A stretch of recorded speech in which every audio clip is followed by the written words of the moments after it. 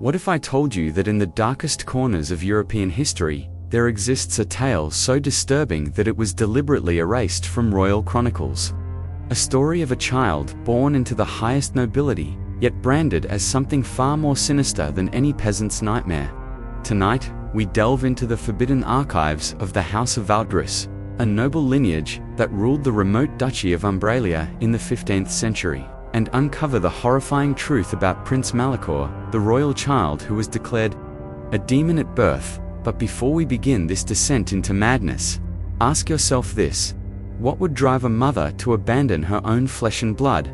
What could be so terrifying about an infant that entire kingdoms would rather forget it ever existed?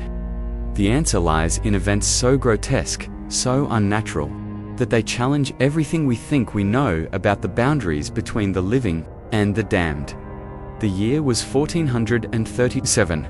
Duke Aldrich of Umbralia had just secured his bloodline through marriage to Lady Isidora, a woman renowned throughout the region for her ethereal beauty and rumored connection to the old ways, the ancient practices that the church desperately sought to eradicate. Their union was meant to strengthen the duchy's position against neighboring threats, but instead, it would birth something that would haunt the noble houses of Europe for generations. Lady Isidora's pregnancy was troubled from the very beginning. The court physicians, men trained in the most advanced medical practices of their time, found themselves baffled by symptoms that defied all understanding. Her belly grew at an alarming rate, far exceeding what any normal pregnancy should produce. By the 4th month, she appeared ready to give birth to twins. Yet the movements within her womb were wrong. Servants reported hearing sounds emanating from her chambers at night, not the gentle stirring of an unborn child, but something that resembled scratching, as if claws were scraping against the walls of her flesh. The midwives, women who had delivered hundreds of children throughout their careers, began to whisper among themselves. They spoke of how Lady Isidora's skin had taken on an unnatural pallor, how her eyes had developed dark circles that seemed to deepen with each passing day, and how her very presence had begun to affect the castle itself. Flowers wilted in her wake, milk would sour when she entered the kitchens, and the castle's hunting dogs would howl mournfully whenever she passed through the courtyards. But nothing could have prepared them for the night of the birth itself. It began during a blood moon, that rare celestial event when Earth's shadow transforms the lunar surface into a crimson orb that ancient peoples believed foretold disasters. The labor started just as the moon reached its deepest red, and from the moment the first contraction seized Lady Isidora, it became clear that this would be no ordinary delivery. Master Willem, the castle's most experienced physician, had overseen countless royal births, but what he witnessed that night would drive him to abandon his profession entirely and seek refuge in a monastery, where he spent his remaining years in silent prayer. The midwives who attended the birth were sworn to secrecy under pain of death. Yet fragments of their testimonies survive in the confessional records of Father Benedict, the castle's chaplain, who documented everything he heard in his private journals that were discovered centuries later, sealed within the walls of the castle during renovations. According to these accounts, Lady Isidora's screams were unlike anything human. They described sounds that seemed to come from multiple throats simultaneously, as if something inside her was adding its voice to her agony. The very stones of the castle seemed to resonate with her cries, causing cracks to appear in the walls of the birthing chamber. Candles would not stay lit, no matter how many times they were relit, forcing the attendants to work in near darkness, guided only by the eerie red glow filtering through the window from the blood moon above. When the child finally emerged, the silence that followed was more terrifying than any scream. Master Willem later wrote that the first thing he noticed was not the child's appearance, but the temperature. The infant was ice-cold to the touch, despite having just left its mother's womb. Its skin had an almost translucent quality, revealing dark veins that pulsed with what appeared to be black blood, rather than red. But it was the child's features that truly horrified those present. The infant possessed eyes that were fully developed and aware, not the clouded, unfocused gaze of a newborn, but the calculating stare of something far older. These eyes were a pale yellow, almost golden, with pupils that seemed to shift and dilate independently of any light source. The child's limbs were elongated beyond normal proportions, with fingers that ended in what could only be described as claws, rather than nails. Most disturbing of all was the child's absolute silence. It did not cry, did not move, did not even seem to breathe in any recognizable pattern. It simply lay there, those ancient eyes studying each face in the room with an intelligence that no infant should possess. When Master Willem attempted to clean the child, he recoiled in horror. The infant's skin felt like ice, yet it left burns on his hands, as if he had touched something simultaneously frozen and searing. The midwives fled that very night. 3 of them were found dead in the surrounding forests within a week, their bodies bearing strange marks that resembled claw wounds, though no wild animal in the region could have made such injuries. The 4th midwife, an elderly woman named Constance, was discovered in her home, alive but completely mad. She spent her remaining days speaking to invisible presences and drawing obsessively on every available surface, always the same image: a childlike figure with 2 long limbs and eyes that seemed to follow whoever looked upon the drawings. Duke Aldrich's reaction to his heir was immediate and absolute. Upon seeing the child for the first time, he reportedly stepped backwards so quickly that he knocked over a table, sending medical instruments clattering across the stone floor. His exact words, as recorded by Father Benedict, were, "This is no child of mine. This is no child of any mortal man." He ordered that the infant be taken immediately to the castle's deepest dungeon and locked away where no one could see it. But Lady Isidora's response was perhaps even more chilling. The moment the child was placed in her arms, she began to laugh, a sound so devoid of sanity that it seemed to echo from the very depths of hell itself. She laughed until blood ran from her mouth, until her voice became nothing but a rasp, and when she finally stopped, she looked down at the infant and whispered words that Father Benedict recorded in Latin: "Filius tenebram hevexes esti, the son of darkness has returned." She died that same night. The official cause was listed as complications from childbirth, but the servants who prepared her body for burial told a different story. They spoke of how her corpse continued to smile long after death, how her skin had turned the same translucent shade as her child's, and how the room where she lay seemed to grow colder with each passing hour, until frost began to form on the walls. Despite it being the height of summer. The child, whom the clergy had hastily named Milika, meaning messenger of death, was kept in the lowest levels of the castle. Duke Aldrich hired a wet nurse from a distant village, a woman who had no knowledge of the circumstances of the child's birth.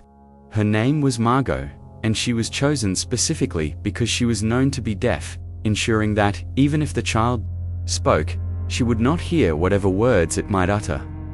For the first few months, Margot's reports were encouraging. The child, while strange in appearance, seemed to require little care. It rarely cried, slept for unusually long periods, and grew at a normal rate. But, as Malika approached his first birthday, things began to change in ways that defied all natural law. Margot began to report that the child was speaking, not the babbling of a typical infant, but full sentences in a language she did not recognize. She described how Malika would lie in his crib, staring at the ceiling, and carry on what appeared to be conversations with invisible presences. His voice, she said, was sometimes that of a child, but other times seemed to deepen into tones that no human throat could produce. The stone walls of his cell began to show signs of deterioration.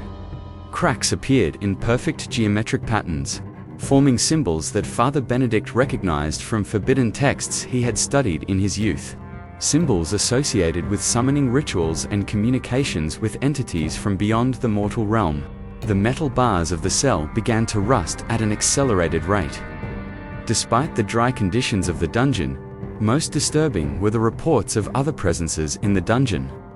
Guards on duty began to speak of shadows that moved independently of any light source, of whispered conversations in languages that predated human civilization, and of a growing sense that they were being watched by numerous invisible eyes. Several guards requested transfers to other duties, and those who remained often came off their shifts, pale and shaken, though they could never adequately explain what they had experienced. It was around Malika's second birthday that the first disappearance occurred. A young scullery maid named Alina, who had been tasked with delivering food to Margot, simply vanished one night. Her disappearance might have been dismissed as a simple case of a servant fleeing her duties. Except for what was found in Malika's cell, the following morning, Margot was discovered sitting in the corner, rocking back and forth, her eyes wide with terror, but her mouth curved in an unnatural smile. She had been struck dumb, not deaf as she had been before, but completely unable to speak.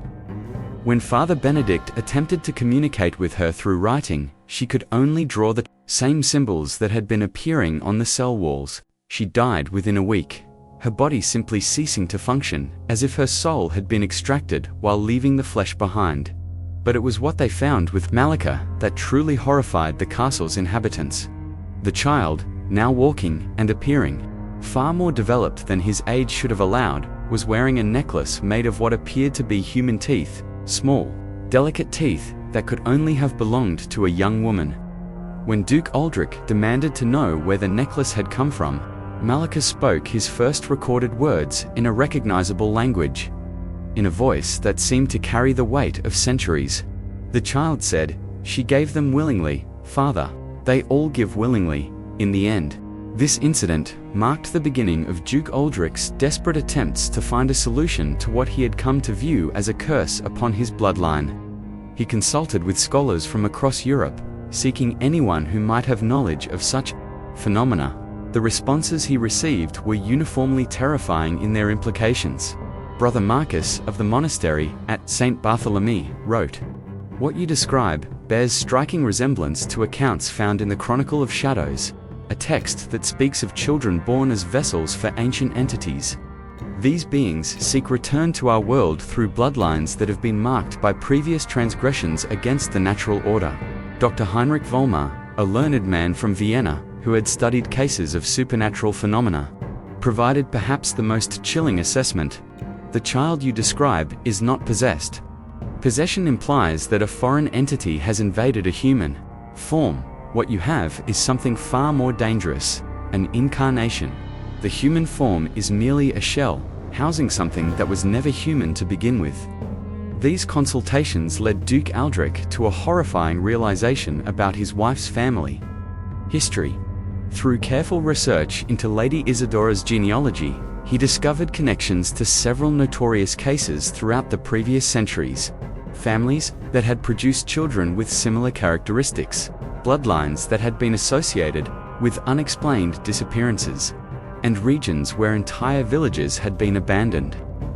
For reasons that local histories preferred not to record, the pattern was always the same: a child born under unusual circumstances, displaying characteristics that defied natural law, followed by a gradual corruption of everyone who came into contact with it.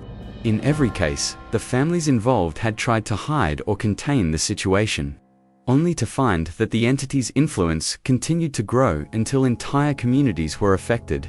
Armed with this knowledge, Duke Aldrich made a decision that would haunt him for the rest of his life. He determined that Malika had to be destroyed, not merely contained. But as he would soon discover, killing something that was never truly alive presented challenges that no mortal man was equipped to handle. The first attempt occurred on Malika's third birthday. Duke Aldrich himself, accompanied by Father Benedict and two of his most trusted knights, descended into the dungeon with weapons blessed by the church and a determination to end the curse. On his bloodline, what they found waiting for them would shatter their understanding of reality itself. Malika had grown far beyond what any 3-year-old should achieve. He stood nearly as tall as a child, twice his age. His limbs had elongated even further, and those golden eyes now seemed to hold depths that suggested intelligence spanning millennia. But most disturbing was his smile, an expression of such knowing malevolence that it seemed to corrupt the very air around it. When Duke Aldrich raised his blessed sword, Malika laughed, Not the laughter of a child, but something that seemed to echo from multiple dimensions simultaneously. The sound caused the stone walls to crack, the metal weapons to grow ice-cold in their wielder's hands, and the blessed items to lose their consecration instantly. "You cannot kill what was never born," Father Malika said, his voice now carrying harmonics that human throats could never produce. "You cannot destroy what is merely visiting your reality as a courtesy." The two knights fled immediately, their minds unable to process what they were witnessing. Father Benedict fell to his knees, his faith shattered by the impossible nature of what stood before him. Only Duke Aldrich remained standing, though his resolve was crumbling with each passing moment. Malika approached his father with movements that seemed to glide rather than walk, his feet barely touching the stone floor. When he placed one elongated hand on Duke Aldrich's arm, the Duke later described the sensation as feeling his very life force being slowly drained away. "I am not your son," Malika whispered, "but I am grateful for the form you have provided. Soon, I will have need of other vessels, and your bloodline has proven ... suitable." It was then that Duke Aldrich understood the true horror of his situation. Malika was not simply an isolated anomaly, it was the beginning of something far more extensive. The entity that wore his son's form was planning to spread, to create others like itself, to use the noble bloodlines of Europe as breeding grounds for creatures that belonged in humanity's darkest nightmares. That night, Duke Aldrich made the most desperate decision of his life. Rather than attempt to destroy Malika directly, he chose to destroy everything that might allow the entity to spread. He ordered the evacuation of his castle, claiming that a plague had broken out that required everyone to flee immediately. Once the castle was empty, he set fire to every building, every document, every trace of his family's existence. But Malika was not destroyed in the flames. Several witnesses reported seeing a childlike figure walking calmly through the inferno, the fire seeming to bend away from its form rather than consume it. The entity simply vanished into the surrounding forests, leaving behind a mystery that would puzzle historians for centuries. The official records state that Duke Aldrich died in the fire that consumed his castle, but local legends tell a different story. They speak of how he spent his remaining years as a wandering monk, traveling from monastery to monastery, warning anyone who would listen about bloodlines that carried ancient curses and children who were born as doorways for things that should never enter our world. These warnings were largely dismissed as the ravings of a man driven mad by the loss of his family and home. But careful examination of historical records reveals disturbing patterns that suggest Malika's influence did not end with the destruction of Umbralia. Throughout the late 15th and early 16th centuries, reports began to surface from various noble houses across Europe of children born with unusual characteristics. These accounts were always quickly suppressed, the families involved either disappearing entirely or relocating to remote areas where their activities could not be observed. The House of Ravencroft in England reported the birth of twins who shared a single shadow, despite being completely separate individuals. The Medici family in Italy recorded the existence of a child who aged backwards, growing younger with each passing year while retaining memories that spanned centuries. In the Germanic regions, the von Eckart lineage produced an infant whose reflection appeared as something entirely inhuman.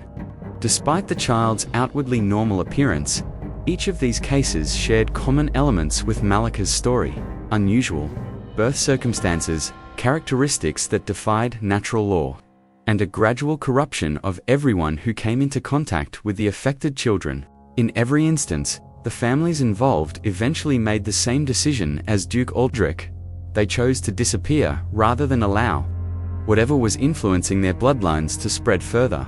But perhaps the most chilling aspect of this pattern is what modern genealogical research has revealed about the connections between these families. Through careful analysis of marriage records, land transfers, and diplomatic correspondence, historians have traced bloodline connections that link virtually every affected family back to a common ancestor, a figure known in the records only as the Pale Duchess, who lived in the 13th century and was reportedly the first person to make contact with entities from what medieval texts refer to as the spaces between worlds. This research suggests that Malacca was not an isolated incident, but rather one manifestation of a curse that has been passed down through specific bloodlines for over 700 years. Each generation produces individuals who serve as vessels for these entities, and each vessel possesses the ability to influence the birth of others like itself. The implications of this discovery have led some researchers to examine modern unexplained phenomena through the lens of these historical patterns. Missing persons cases that involve entire families, children who display impossible abilities that defy scientific explanation, and regions where birth rates have dropped dramatically for reasons that medical authorities cannot determine. All of these modern mysteries bear striking resemblances to the patterns established in medieval Europe. But what makes this story truly terrifying is not just what happened in the past, but what may be happening right now. Genealogical databases and DNA testing have made it possible to trace bloodlines with unprecedented accuracy. If the patterns identified in historical research are correct, then the affected bloodlines can be identified and tracked in ways that were never before possible. Recent reports from genealogical researchers speak of discovering family trees that contain impossible elements, individuals who appear in records spanning multiple centuries without aging, children who have been born to parents who died decades before their recorded birth dates, and bloodlines that seem to branch and merge in patterns that suggest deliberate manipulation rather than natural reproduction. These discoveries have led to the formation of private research groups dedicated to investigating what they term hereditary anomalies. Their work is conducted in secrecy, as the implications of their findings would challenge fundamental assumptions about human nature, genetic inheritance, and the boundaries between the natural and supernatural worlds. One such group, operating under the name the Valdres Archive, claims to have identified over 300 individuals currently living who carry genetic markers associated with the affected bloodlines. Their research suggests that these individuals may be unaware of their heritage, but could potentially give birth to children who manifest the same characteristics as Malacca and others like him. The archive's most recent report, dated just last year, contains a warning that sends chills down the spine of anyone who reads it. The breeding cycle appears to be accelerating. Historical records suggest that affected births occurred approximately once per generation within any given bloodline. Current data indicates that the interval is decreasing rapidly. We may be approaching a period where multiple manifestations occur simultaneously across various bloodlines, a scenario for which human civilization is entirely unprepared. This warning gains additional weight when considered alongside recent unexplained phenomena that have been reported but not widely publicized. Hospitals in various countries have reported births that required staff to sign unprecedented confidentiality agreements. Children's services agencies have documented cases involving minors who display abilities that cannot be explained through conventional psychology or medicine. Military organizations have quietly established departments dedicated to investigating incidents that involve individuals who seem to possess capabilities that exceed normal human limitations. All of these modern developments can be traced back to that night in 1437, when a child was born under a blood moon and declared a demon by those who witnessed his arrival in our world. Malacca may have been the first documented case of such an entity manifesting in human form, but he was certainly not the last. The most disturbing aspect of this entire narrative is the realization that these entities appear to be following a plan that spans centuries. Each generation of vessels seems to possess knowledge and capabilities that exceed what any individual could develop independently. They appear to be working towards some ultimate goal that requires the corruption of human bloodlines on a massive scale. What that goal might be remains a matter of speculation, but the patterns suggest something far more ambitious than simple survival or reproduction. The entities seem to be preparing humanity for something, possibly the arrival of others like themselves, or perhaps the complete transformation of human nature into something more suitable for their needs. The story of Prince Malika serves as a warning about forces that exist beyond our understanding, entities that view human civilization as nothing more than a breeding ground for their own purposes. These beings have been among us for centuries, hidden within bloodlines that carry their influence from generation to generation, slowly working toward an agenda that may ultimately spell the end of humanity as we know it.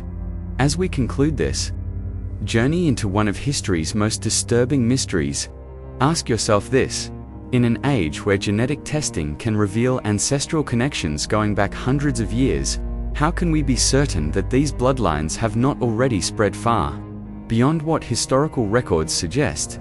How many people walking among us today carry the genetic markers that could produce the next The answer to these questions may be more terrifying than we are prepared to contemplate. The children born under blood moons, the infants who display impossible characteristics, the families who suddenly disappear without explanation. They may not be isolated incidents, but rather signs that we are approaching the culmination of a plan that began 7 centuries ago, with a child who was declared a demon at birth, and if the patterns identified by researchers are correct, if the breeding cycle is indeed accelerating as suggested, then we may soon discover that Prince Malika was not humanity's greatest nightmare, but merely the first warning of something far more terrible that has been gestating in our bloodlines for generations, waiting for the right moment to emerge and claim the world that its kind believes is rightfully theirs. The blood moon rises again, and somewhere in the darkness, ancient eyes are watching, waiting, and preparing for their time to inherit the earth.